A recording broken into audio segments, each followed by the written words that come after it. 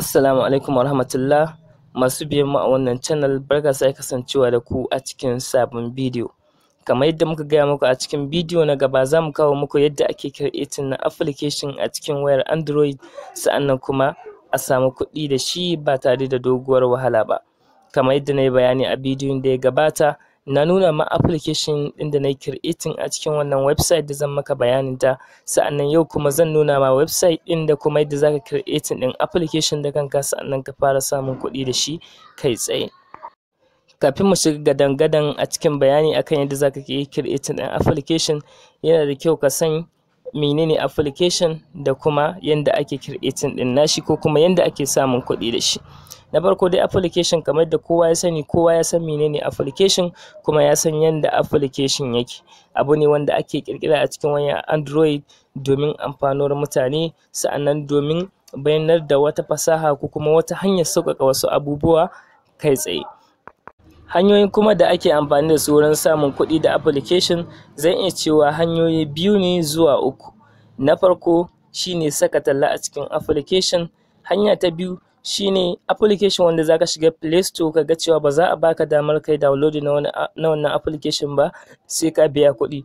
Wani za ka ga 1000, wani 200, 800, ya danganta ga yanda masu application ɗin suke son sayar da application ɗinsu. Wani application ɗin kuma za ka ga ya tara abu biyu, akwai talla a cikin shi, sannan kuma wani ɓangare daga cikin application ba za ka samu kaiwa wannan gurin ba, dole sai ka biya kuɗi. Waɗannan su ne a taƙaice hanyoyi guda uku da ake samun kuɗi da application. To a taƙaice kamar yadda kowa zai gaya maka game da ƙirƙirar application, to zai gaya maka cewa dole sai ka je ka yi karatun ƙila computer programming, ka san yadda ake coding, to sannan za ka iya ƙirƙirar application. Abu na farko shine ka ƙirƙiri idea wadda za ka yi amfani da ita. Bayan ka ƙirƙiri idea, sa'annan ka yi design na application ɗinka a ga yanda nake so application ɗina ya kasance, domin ta yanda zai ƙayatar da masu downloading ɗin shi. To na ji cewa ana samun kuɗi da application ta hanyoyi guda uku. To ita tallan, ya za a yi ɗora talla a cikin application ɗina? To hanyoyin da ake ɗora talla a cikin application, kamar da hanyar da ake ɗorawa ne a cikin website.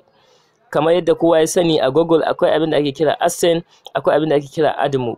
AdSense shine tallan da ake ɗorawa a cikin website, shi kuma dinmu shine tallan da zaka ɗora a cikin application naka.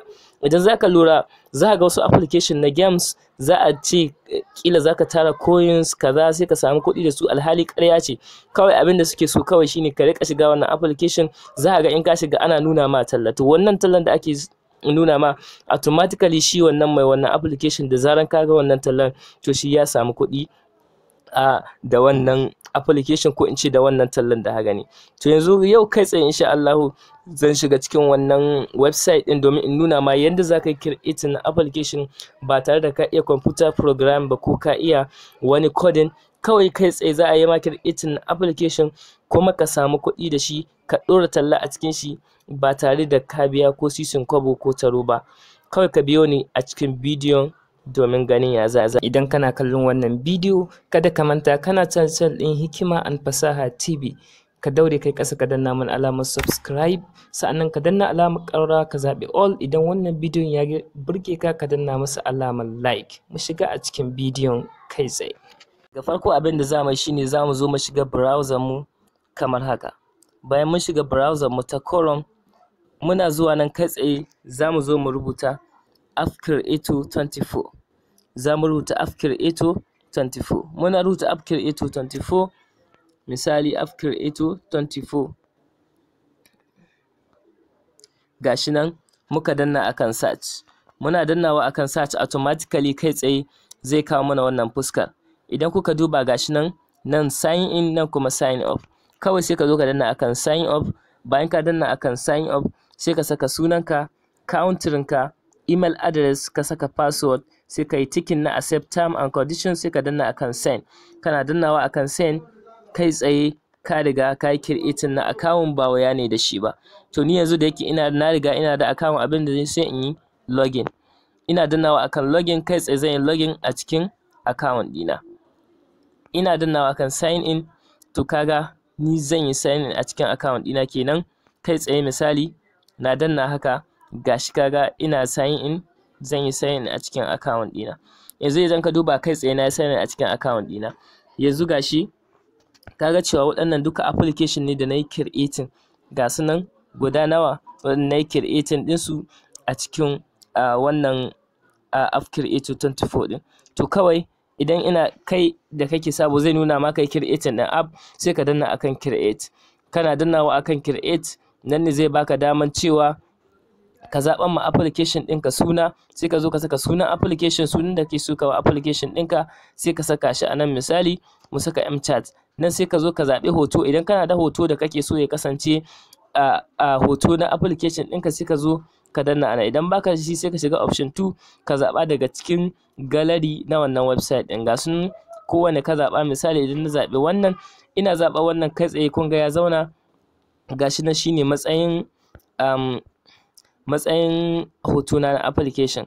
Nan kuma kawai abin da zaka yi sai ka describing ɗin application ɗinka, mi application ɗinka yake magana akai, wace idea ce, sai ka zo ka yi bayani. Kila na game ne, zaka zo ka yi typing ɗin duka abin da kaga application ɗinka ya danganci wannan. Kawai sai ka danna next. Kana danna next, to kai tsaye zai nuna ma cewa an maka creating ɗin application, gashi nan yana saving. Idan ka duba gashi nan ya ƙare saving, to nan zaka zaɓi yaya kake so ka ga fuskar application ɗinka ta kasance. Wani za ka ga cewa yana son blue, gashi nan zaka zaɓa wanda ya yi ma. Misali to ni wannan ya burge ni, sai in zaɓi wannan, sai in danna akan next. Ina dannawa akan next, kai tsaye yanzu zai nuna min cewa wanne abu ne nake son application ɗina ya magana kan shi.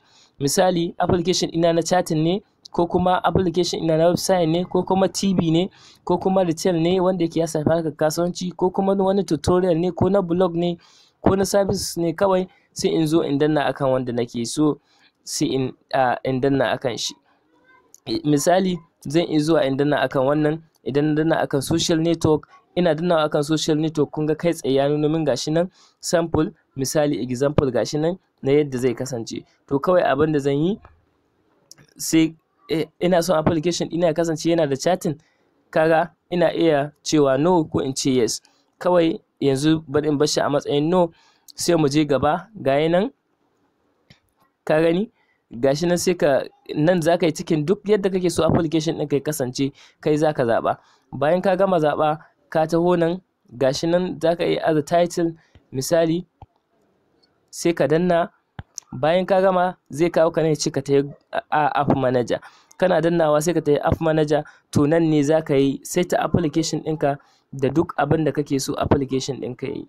Nan general information, nan ne zaka iya sake masa icon, ka canza general yadda kamannin application ɗinka suke. Gashi nan da abin da kake so ya yi, screen ɗinsa kana so baya ɗauke haske ko mina. To haka nan ne zaka yi wannan. Nan kuma message ɗin da kake gani, idan zaka yi sharing na application, nan ne zaka saita irin message ɗin da kake so. Idan wani ya sharing link ɗin application ɗinka, wannan saƙon ya hito. Nan kuma launch message, zaka ga cewa idan ka buɗe wani application zai nuna ma wani rubutu kamin ya shiga ciki. Kamar namu, in ka buɗe shi zaka ga ya nuna ma wani rubutu wanda zaka yi cikin, na cewa don to show this again, zaka ga ya nuna ma wannan. Sai nan da rate na application, wato irin star ɗin da ake ba application, nan shi ma zaka zaɓa. Ga nan design, idan ka zo sashen design, ga nan colors, font, chat, sound, menu type, da duk yadda kake so application ɗinka ya kasance, nan ne zaka saita. Nan kuma section, nan ne zaka zaɓi section. Kamar cikin application ina zaka ga cewa akwai, idan ka danna waɗannan ɗiggan gehe guda uku, kaga nan ne section ɗin application. Zaka ga cewa misali bari mu danna akan section ɗin. Misali zaka ga cewa akwai gehen game, akwai chatting da sauransu. To wannan shine section. Nan ne zaka zo duk abin da kake so ka saka, sai ka danna create section. Idan ka danna create section, ga nan zaka zaɓa bidiyo ne, gehen bidiyoyi ne kake so, ko quiz, ko games. Kana dannawa akan games. Misali in na games kake so, zai kawo ka a nan gurin. To kawai sai ka danna akan nan select game. Zaka ga game nan sama da 70, kowacce kake so kawai dannawa kawai zaka yi, shikenan ka zaɓi wannan game ɗin, application ɗinka ya kasance na games. Misali mu koma app manager ɗinmu. Idan muka koma app manager ɗinmu, muka dawo nan, to gashi nan shi kuma product, kila nan office ne, kila zaka iya rubuta cewa address ɗinka da komai, ka ƙirƙiri office wanda in mutum yana so ya contacting ɗinka zai iya shiga nan ya contacting ɗinka. Idan ka duba nan kuma gehin chatting ne, conversation ga yanan, colors kala yadda kala application ɗinka yake so kasance duka idan ka shiga zaka gano wannan. Gashi nan send notification, kila akwai wani sabon notification kake so ka tura ma users ɗinka masu amfani da application ɗinka kai tsaye, ko duk wanda ya buɗe application ɗinka zai ga wannan sanarwa. To ya ake ya ɗora talla a cikin application? Inda wannan website ɗin take burge ni shine za ta baka dama ka ɗora application ka ɗora talla a cikin application ɗinka ba tare kuma da ka biya su ko sisin ko ba. Kawai idan ka zo ka danna akan ads ɗin nan, idan ka zo ka danna akan ads ɗin nan za ka ga wuri nan da za ka saka link na tallanka da kake so. Wuraren da ake karɓi talla a ɗora a cikin application ga su nan a nan gurin za ka ga su cikin green ɗin rubutu ko in ce blue rubutu, za ka ga su gashi nan akwai add mode, Afnex, akwai Facebook, akwai start app, akwai ad colony, akwai unit ads, akwai sauran da dai sauransu. To kawai abin da za ka yi shine add move shine sauki, sai ka danna akan add move. Bayan ka danna akan add move zai kai ka zuwa add move account ɗinka. Kawai za ka yi sign up da Google ɗinka, Google account ɗinka ne, ba wai wani abu ne da shi ba. Sai ka danna akan get started, kaga gashi nan cewa ka yi monetizing na application ɗinka ka samu kuɗi da shi, ba wai kuma ba sisin kobo ake biyan add move ba. Kawai abin da za ka yi sai ka danna akan get started, kana dannawa akan get started. Bayan ka danna akan get started kai tsaye zai buɗe ma zuwa wannan application ɗin naka. Misali idan na danna akan switch current account, misali gashi nan zai buɗe kai tsaye, zai shiga da ni a cikin add move account ɗina da yake ni ina da shi. Kawai abin da zai yi zai shiga da ni a cikin add move account ɗina. Yanzu gashi nan ya shiga da ni cikin add move account ɗina, sai mu jira ya buɗe. Bayan mun jira ya buɗe, idan ka diba gashi nan your account is approved, gashi nan kaga misali idan add move account ɗinka ga yanan nan zaka rika ganin kuɗin da kake samu akan tallan da ake nunawa. To kawai abin da zaka yi kuma kaga irin performance ɗin da application ɗinka yake yi, users ɗinka mutum nawa ne suke amfani da application ɗinka.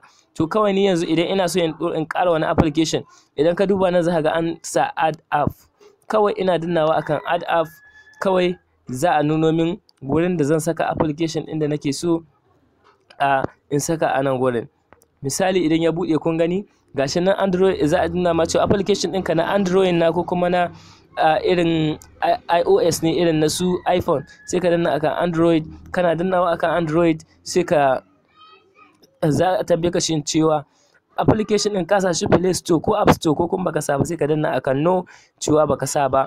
To nan sai ka danna akan continue, kana dannawa akan continue kai tsaye za a ce ma ka saka sunan application ɗinka, sai ka saka sunan application ɗinka. Bayan ka saka sunan application ɗinka, misali